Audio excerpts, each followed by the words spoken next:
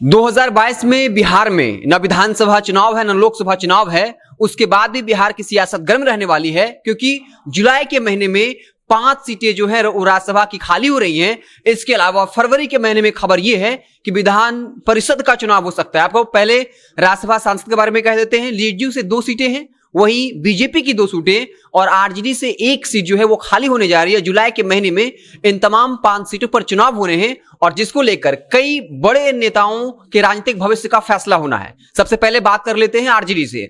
RJD से मीसा भारती जो इस वक्त राज्यसभा सांसद हैं। तो इस बार सवाल यह उठ रहा है कि 2022 में मीसा भारती को ही राज्यसभा सांसद के तौर पे भेजा जाएगा या फिर किसी और को।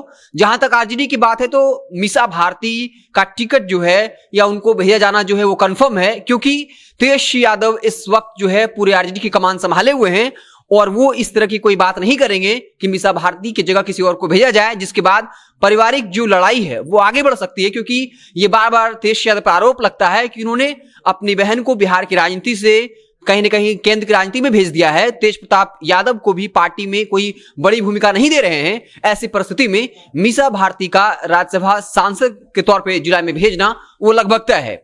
वहीं जेडीयू से 2 इस वक्त राज्यसभा सांसद हैं। एक महेंद्र थे जिनका निधन हो गया और दूसरा आरसीपी सिंह। और यह हर कोई जानता है कि जेडीयू के अंदर आरसीपी सिंह का खेमा और ललन सिंह का खेमा आमने सामने है। और जब आरसीपी सिंह केंद्रीय मंत्री बने थे और उसके बाद ललन सिंह को राष्ट्रीय अध्यक्ष बनाया गया था, उसके बाद पटना में जब दोनों का आगमन हुआ था तो उस वक्त कहीं ना कहीं दोनों खेमों की तरफ से एक वर्चस्व दिखाया गया था कि आरसीपी सिंह बड़े हैं। दूसरी तरफ से यह दिखाया गया कि ललन सिंह जो है वो बड़े हैं। आरसीपी जब पटना पहुंचे थे तब उन्होंने साफ तौर पे कहा था कि हम राष्ट्रीय अध्यक्ष भले ही ना हो, लेकिन आप मानिए कि हम ही राष्ट्रीय अध्यक्ष हैं, मतलब पार्टी का काम हम देखेंगे। उसके बाद लगातार खबरें आई कि जैसे ही ललन सिंह पॉलिटिकली एक्टिव हुए, अपने पद पर बिहार आए राष्ट्रीय अध्यक्ष होने के बाद, उसके बाद आरसीपी सिंह के एक करीबियों को पार्टी से दरकिनार किया गया। लेकिन फिर भी इस वक्त चूंकि आरसीपी सिंह केंद्रीय मंत्री हैं, इसलिए जेडीयू रिस्क नहीं लेगी और आरसीपी सिंह को ना चाहते हुए भी वो राज्यसभा सांसद के तौर पर भेजा जाएगा। और आरसीपी सिंह जो लगातार बीजेपी के पक्ष में झुके हुए दिखते हैं, इसलिए जब उत्तर प्रदेश में चुनाव हुआ था उस वक्त ललन सिंह की तरफ से कहा गया कि आरसीपी सिंह ही ये मामला देखें, केंद्रीय बीजेपी के आलाकमान नेताओं से बात करें।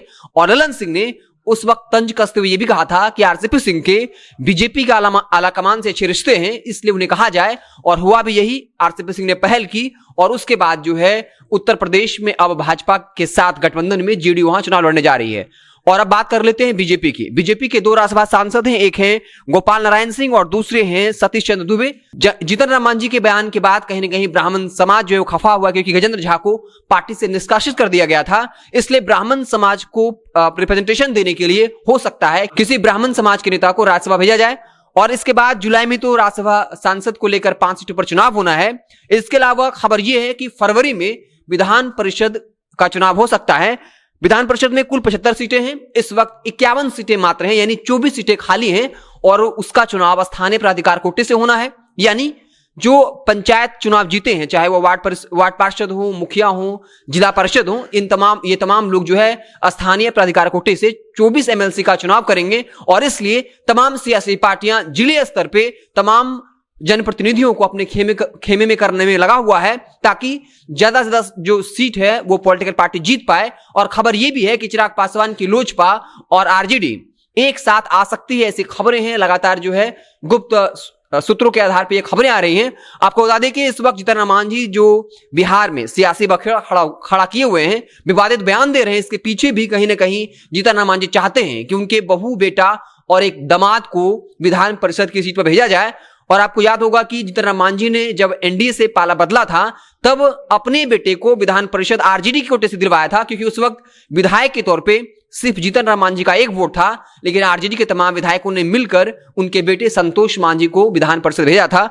और अगर जीतन राम मांझी की बात नहीं मानी जाती, वो दावा ठोकेंगे कि जो 24 सीटें स्थानीय प्राधिकार कोटे से चुनाव होना है उसमें हम पार्टी को भूमिका मिले। क्योंकि इससे पहले भी जब मंत्रिमंडल का विस्तार हुआ था उस वक्त जीतन राम मांझी की पार्टी हम पार्टी ने नीतीश कुमार पर निशाना साधा था और कहा था कि हम पार्टी को मंत्रिमंडल में जगह एक और सीट मिलनी चाहिए थी, या फिर अब विधानसभा परिषद की सीट को लेकर लगातार हम पार्टी जो है दावा करेगी। तो 2022 में बिहार में भले ही विधानसभा या लोकसभा चुनाव नहीं हो, लेकिन साफ तौर पे सियासी सरगर्मी देखी जाएगी, बयानबाजियों का दौर शुरू होगा, पॉलिटिकल प्रेशर बना जाएगा। और यही वजह है कि इस वक्त तरनाम मांझी लगातार ब्राह्मणों को लेकर या शराबबंदी को लेकर अगर कहें तो सीएम नीतीश को घेर रहे हैं। वही शराबबंदी जो नीतीश कुमार का सबसे कमजोर नब्ज है, सबसे कमजोर नस है, और शराबबंदी कहीं ना कहीं सीएम नीतीश के गले की फांस बन गई है।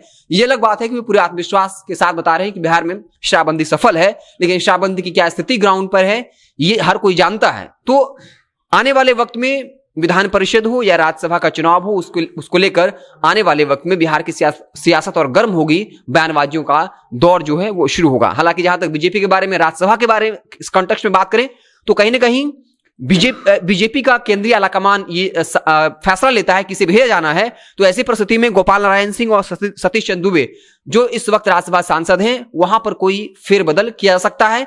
और जहां तक जेडीयू से बात है तो किंग महेंद्र जिनका निधन हुआ है, उस जगह पर जो है केसी त्यागी का नाम सामने आ रहा है, क्योंकि राष्ट्रीय स्तर पर जो केसी त्यागी हैं वो जेडीयू के एजेंडे को बड़े प्रभावशाली तरीके से रख रहे हैं, और कहीं ना कहीं वो भी राज्यसभा के सांसद के तौर पर अपनी नजर बनाए हुए हैं। तो जेडीयू से जो है दो लोग लगभग कंफर्म माने जा रहे हैं। एक आरसीपी सिंह जो केंद्रीय मंत्री हैं, उनका जाना लगभग तय है, और दूसरी तरफ किंग महेंद्र के निधन के बाद जो सीट खाली हुई है उस पर जो है केसी त्यागी का सीट जो है वो कंफर्म माना जा रहा है। हालांकि देखने वाली बात होगी, जब वक्त आएगा तो साफ हो जाएगा कि किसका चुनाव राज्यसभा सांसद के तौर पे होता है और किसका एमएलसी की जो 24 सीटें हैं उस पर कौन चयन होते हैं। तब तक आप देखते रहें जनता जंक्शन। जैसे ही कोई और खबर आएगी तो हम उससे आपको इत्तला करेंगे। बहुत बहुत धन्यवाद।